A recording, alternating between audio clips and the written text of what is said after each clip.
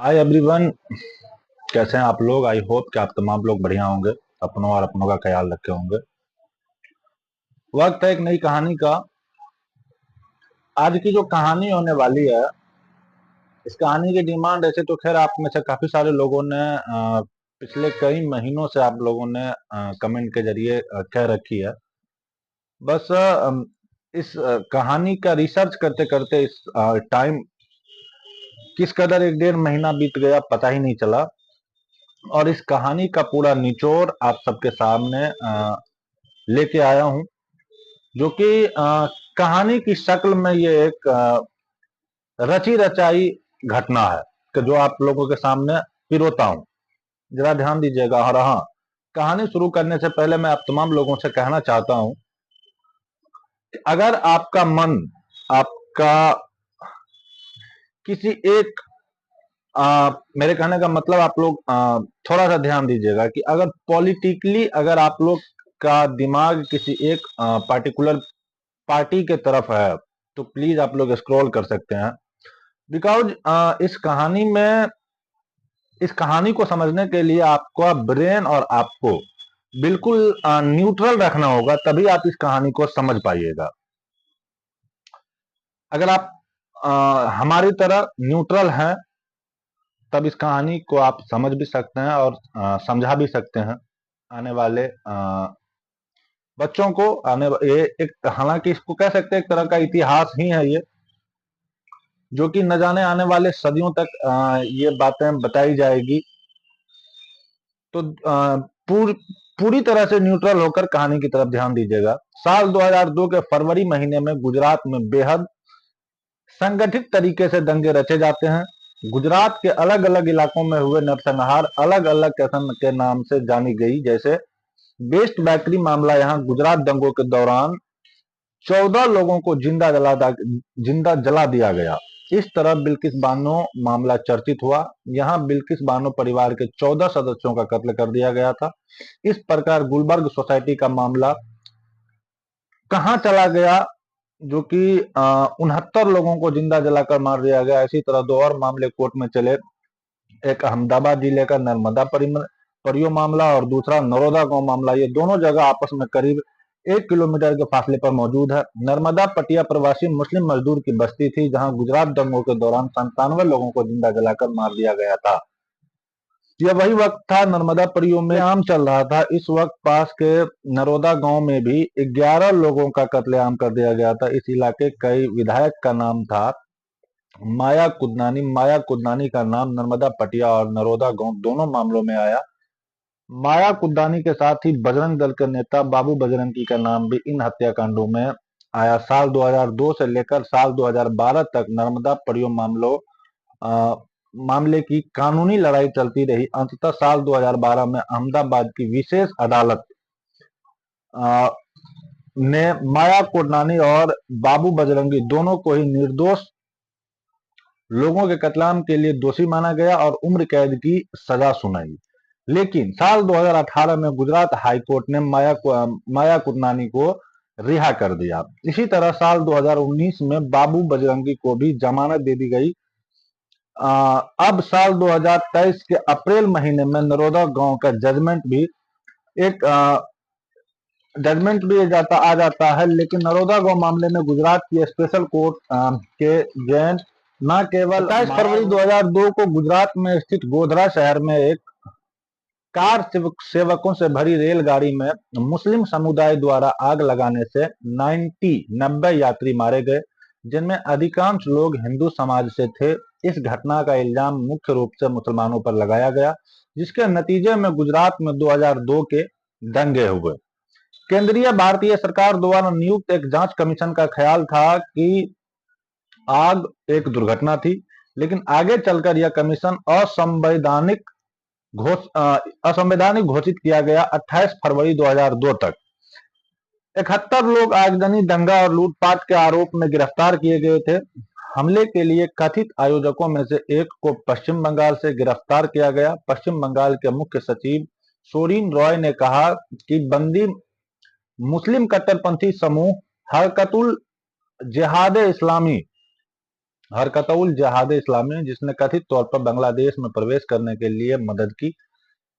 17 मार्च 2002 मुख्य संदिग्ध हाजी बिलाल, जो कि एक स्थानीय नगर पार्षद और एक कांग्रेस कार्यकर्ता था, जिसे एक आतंकवादी विरोधी दस्ते द्वारा कब्जे में कर लिया गया। एफआईआर ने आरोप लगाया कि एक 1540 मजबूत भीड़ ने 27 फरवरी को हमला किया था। जब Sabarmati express train Godhra station छोड़ दिया, गोधरा नगर पालिका के अध्यक्ष और कांग्रेस अल्पसंख्यक संयोजक मोहम्मद हुसैन कलोटा को मार्च में गिरफ्तार किया गया। अन्य लोगों में गिरफ्तार हुए पार्षद अब्दुल रज्जाक और अब्दुल जामेश शामिल थे। बिलाल गिरोह नेता लतीफ के साथ संबंध होने के आरोप लगाया था और पाकिस्तान में कई बार दौरा की सूचना भी मिली थी। आरोप पत्र प्रथम श्रेणी रेलवे मजिस्ट्रेट पी जोशी से बिलाल गिरोह नेता लतीफ के साथ संबंध होने के आरोप लगाया था और पाकिस्तान में कई बार दौरा की सूचना मिली थी। इसके बाद की कहानी मैं आप लोगों को सुनाया, जिसमें कहा गया कि 89 लोग जो साबरमती एक्सप्रेस के S6 कोच में मारे गए थे, जिनको चारों ओर से 1540 अज्ञात लोगों के एक भीड़ ने गोधरा रेलवे स्टेशन के निकट हमला किया। 78 लोगों पर आगजनी का आरोप लगाया और 65 लोगों पर पथराव करने का आरोप लगाया। आरोप पत्र में यह भी कहा है कि एक भीड़ ने पुलिस पर हमला किया, फायर ब्रिगेड को रोका और दूसरी भीड़ के बारे में और कहा फायर ब्रिगेड को रोका और एक दूसरी बार के लिए ट्रेन पर धावा बोल दिया। 11 अन्य लोगों को इस भीड़ का हिस्सा होने का आरोप लगाया गया। प्रारंभ में 107 लोगों का आरोप लगाया गया, जिनमें से 5 की मृत्यु हो गई, जबकि मामला अभी भी अदालत में लंबित था। 8 अन्य किशोरों की अलग अदालत में सुनवाई की गई। 253 गवाहों सुनवाई के दौरान और विरचित सबूतों के साथ 1500 से अधिक आइटम्स अदालत में प्रस्तुत किए गए तथा जांच की गई। 24 जुलाई 2015 को गोधरा मामले मुख्य आरोपी हुसैन सुलेमान मोहम्मद को मध्य प्रदेश के झाबुआ जिले से गोधरा अपराध शाखा ने गिरफ्तार किया। 18 मई 2016 को एक पहले लापता घटना के षड्यंत्रकारी फारूक भाना गुजरात आतंकवादी विरोधी दस्ते ATS द्वारा मुंबई में गिरफ्तार किया गया। 30 जनवरी 2018 को याकूब पटियाला को शहर में बी डिवीजन पुलिस की एक टीम द्वारा गोधरा से गिरफ्तार किया गया था, लेकिन भारत सरकार द्वारा नियुक्त की गई अन्य जांच कमिश्नर घटना की असलियत पर निश्चित रूप से कोई रोशनी नहीं डाल सकी। उस वक्त के गुजरात के मुख्यमंत्री नरेंद्र मोदी पर हिंसा को शुरू करने और निंदा करने का आरोप लगाया गया था, क्योंकि पुलिस और सरकारी अधिकारी थे जिन्होंने कथित रूप से दंगाइयों को निर्देशित किया था और उन्हें मुस्लिम स्वामित्व वाली संपत्तियों की सूची दी थी, पर असल में दंगों के समय पड़ोसी राज्यों से मदद मांगी गई तो उन्होंने अपने राजनीतिक स्वार्थ को आगे रखते हुए मदद करने से मना कर दिया। हालांकि भारत के सर्वोच्च न्यायालय द्वारा 2019 के आम चुनाव से पहले नरेंद्र मोदी को क्लीन चिट दी गई। 2014 की बात कर रहा हूँ, सॉरी, 2014 के आम लोकसभा चुनाव से पहले नरेंद्र मोदी को क्लीन चिट दे दी गई थी। 27 फरवरी 2002 की सुबह अयोध्या से अहमदाबाद लौट रही Sabarmati express Godhra railway station के पास आकर रुक गई थी। ये बात नरेंद्र मोदी के द्वारा की गई थी। उसके बाद विश्ववंकक बाबरी मस्जिद स्थल पर एक धार्मिक समारोह के बाद अयोध्या से लौट रहे यात्री हिंदू तीर्थयात्री थे। रेलवे प्लेटफॉर्म पर ट्रेन खड़ी थी, तभी हिंदू परिषद और मुसलमानों के बीच में मुठभेड़ होने पर मुसलमान समुदाय के लोगों ने ट्रेन में हाथापाई करी और रुई के गद्दों को पेट्रोल से भिगोकर उन्हीं ट्रेन के डब्बों में डाल दिया, जिनसे उन डब्बों में आग लग गई और परिणामी संघर्ष में 59 लोग, 9 पुरुष, 25 महिलाएं और 25 बच्चे जलकर मर गए। गुजरात सरकार ने गुजरात उच्च न्यायालय के न्यायाधीश के जी शाह को इस घटना को देखने के लिए एक व्यक्ति आयोग के रूप में स्थापित किया, लेकिन पीड़ितों के परिवार में और मोदी के शाह के कथित निकटता को लेकर मीडिया में नाराजगी के बाद सेना निवृत्त सुप्रीम कोर्ट के न्यायाधीश टीटी नानावती को अब 2 व्यक्ति आयोग ने अपनी प्रारंभिक रिपोर्ट प्रस्तुत की, जिनमें निष्कर्ष निकाला गया कि आग एक आगजनी की घटना थी, जिनमें 1 से 2000 स्थानीय लोगों की भीड़ थी। गोधरा के एक मौलवी हुसैन हाजी इब्राहिम उमरजी और नानू मियन नामक एक बर्खास्त केंद्रीय रिजर्व पुलिस बल के अधिकारी को आगजनी के पीछे मास्टरमाइंड के रूप में प्रस्तुत किया गया था। 24 एक्सटेंशन के बाद आयोग ने 18 नवंबर 2014 को अपनी अंतिम रिपोर्ट प्रस्तुत की। तहलका पत्रिका द्वारा जारी एक वीडियो रिकॉर्डिंग द्वारा आयोग के निष्कर्षों को सवाल में कहा गया, जिनमें अरविंद पांड्या ने गुजरात सरकार के वकील को दिखाया, जिसमें कहा गया कि शाह नानावती आयोग के निष्कर्ष भारतीय जनता पार्टी द्वारा प्रस्तुत दृश्य का समर्थन करेंगे, जैसा कि शाह उनके आदमी थे और नानावती को रिश्वत दी जा सकती थी।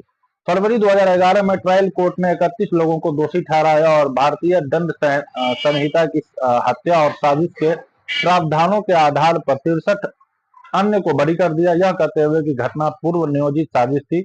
दोषी ठहराए गए लोगों में से 11 की मौत हो गई और सजा अन्य 20 को जेल में उम्र कैद। नानावती शाह आयोग द्वारा मुख्य साजिशकर्ता के रूप में प्रस्तुत मौलवी उमर जी को सबूत के अभाव में 62 अन्य आरोपियों के साथ बरी कर दिया गया। 2005 में भारतीय राष्ट्रीय कांग्रेस पार्टी के नेतृत्व वाली केंद्र सरकार ने भी इस घटना की जांच के लिए एक समिति का गठन किया, जिनकी अध्यक्षता सुप्रीम कोर्ट के सेवानिवृत्त न्यायाधीश उमेश चंद्र बनर्जी ने की। समिति ने निष्कर्ष निकाला कि आग ट्रेन के अंदर लगी थी और सबसे अधिक आकस्मिक थी। हालांकि गुजरात उच्च न्यायालय ने 2006 में फैसला सुनाया कि यह मामला केंद्र सरकार के अधिकार क्षेत्र से बाहर था और यह सीमित इसलिए असंवैधानिक थी।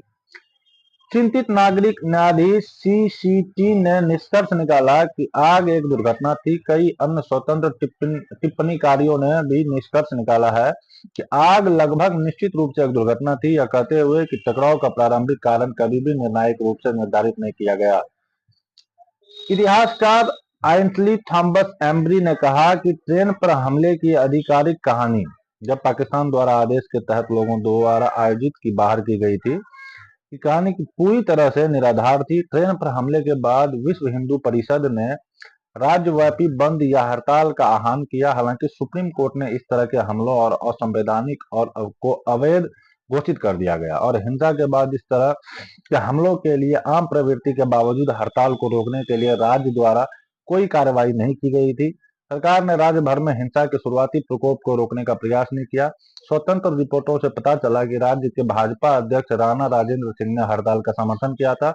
मोदी और राणा ने भड़काऊ भाषण का इस्तेमाल किया, जिससे स्थिति और बिगड़ गई।